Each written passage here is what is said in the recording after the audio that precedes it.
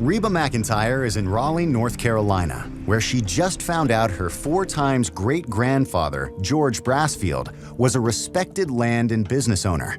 But George also owned 10 slaves. You know, that's such a wild thinking nowadays of owning a person. And I would like to know, did he treat them well? Was he a fair plantation owner? Is there any way I can find that out? Well, we can't find it out from this particular document. But if you go to the Granville County Courthouse in Oxford, they have additional records on the slaves, and I think you'll be able to find out more there. Okay. Today, I've learned that my 4 times great-grandfather, George Brassfield, was a slave owner.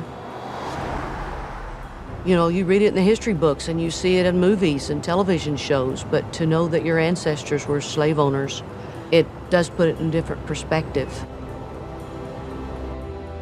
I'm heading to the Granville County Courthouse, 40 miles north of here, which holds slave records for the region where George Brassfield lived. I'm hoping to find some kind of documentation that will help me understand my 4 times great-grandfather's role as a slave owner. So I'm meeting with North Carolina historian Harry Watson, who has been looking into this for me. One of the first places to start will actually be in newspapers. We can look for George right here on the computer. No kidding. Masters took out ads in the paper about slaves a lot. I'm gonna put in Brassfield and George. George Brassfield. Bingo. North Carolina. North Carolina, 1820. Notice, on the night of the 5th, came a traveling black man and took up for the night in one of my Negro houses. After my having notice of it, I took him under examination and he called himself Willie Tripp. The matter seemed somewhat suspicious, but in the morning he was gone, and induces me to believe him a runaway slave. Willie Tripp was evidently a runaway slave trying to get to freedom. Yeah. And George Brassfield tried to stop it. Did he get away? We don't know. Hope he did. We don't know, yeah. We have, it turns out, some records about George Brassfield and his slaves that come from different courthouses. This one is from Wake County. It's a bill of sale. Sold and delivered unto the said George Brassfield, one certain Negro man, known by the name of Davy, about 26 years of age. So he's bought a slave. Yes, he has.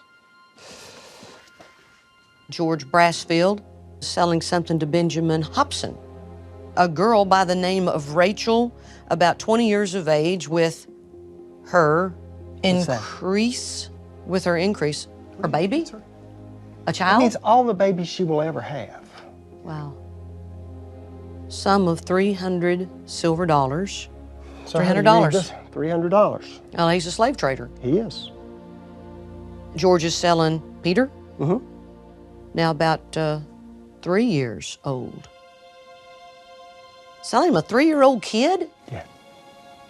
Yeah. How do you sell a child? Why would you sell a child? You don't have an idea of why? Okay. There's one more document, which is the record of deeds. Okay, looks like for the sum of 20 pounds, Virginia money, paid by George Brassfield, one certain Negro girl by the name of Amy, now about 14 months of age. Really? 14-month-old baby. That's a year, 2 months. Wow. Whew, that's pretty sobering. What it shows is that slavery wasn't this weird thing tucked over in the corner that all the rest of us didn't have anything to do with. It's right in our pasts. All the white people were the ancestors that go back that far. It's something that we have to talk about, and you can't have healing without acknowledgement. Absolutely. When I found out that my 4 times great-grandfather was trading children, it broke my heart. To be taken away from your parents, from your home, and just there you go, you're at another place. To know that that mama never will see that baby again, or that little boy will never see his mama and daddy again. That broke my heart. That little time machine would sure come in handy to be able to say, George, what was going on? Why'd you do this? I'd love to know. But I found out all I can about George Brassfield. When I started my search, I wanted to know who the first person was in Mama's family to step foot on American soil. To find out, Harry recommended I go to Tappahannock, Virginia, to see a colleague of his, Warren Hofstra. He's been looking into my family's history for me, so I'm meeting him at the Essex County Courthouse. I have found out quite a bit about my 4 times great-grandfather, George Brassfield. And I wanted to know who were the first of my ancestors to come to North America. The name Brassfield is a very unique name, and that helps us a great deal. We can confirm that your 6th time great-grandfather was also George Brassfield. Wow. We can go that much farther back. Lots of Georges in there. Lots of Georges.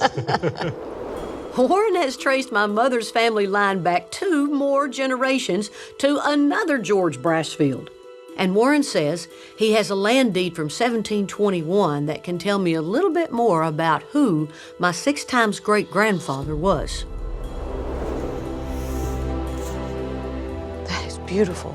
This indenture, made this 16th day of May in the year of our Lord 1721, between Richard Carver and George Brassfield for 1,500 pounds of tobacco. That's a lot of tobacco. What do you get out of all that? 300 acres. It's a good parcel of land. So with this purchase of land, George Brassfield became a landowner in early Virginia. Yeah, so early on into the beginning of the United States. So where did he get his money? Was his family wealthy? Did he inherit a lot of money? He worked for it. Okay. I think we have a document to help us understand much better about his origins and how he came to the point where he could acquire enough land to become a substantial member of the community in Essex County. This is a book that records all of the decisions that the Court of Essex County made. Orders 1695 to 1699, Essex County. Wow, 1600s. That's going back a ways. George Brassfield, servant boy to Mr. Bernard Gaines. Wow. Is adjudged 9 years of age and the same ordered to be recorded. So what, do we know why he was working for Mr. Gaines? He was an indentured servant. At 9 years old.